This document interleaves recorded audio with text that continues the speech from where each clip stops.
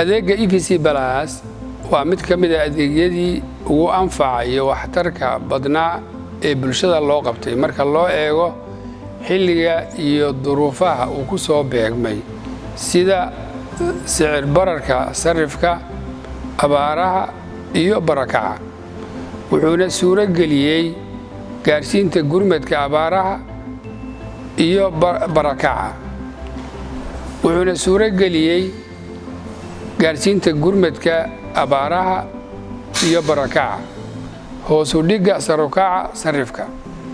xifdinta iyo asturidda lacagaha xilligaas oo ay amni darro iyo colaad badani ay jirtay macaamiisha xilligii bilowga way ku adkeed fahamkiisa hase yeeshee baahiyihii uu daboolay iyo waxqabadkiisa oo soo degdegay ayay si sahlan u fahmeen ulana qabsadeen 10 sano kadib marnaba ma filaynin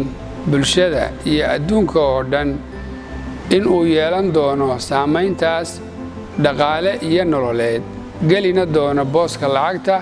lafdhabarna u noqon doono ganacsiga iyo dhaqaalaha dalka dawlado badan oo caalamka ayaa hiigsigooda sanadlaha ku soo daray in ay u wareegaan cashless taasna waa midda maanta adeegga EVC Plus uu u hirgeliyay una xaqiijiyay bulshaweynta Soomaaliyeed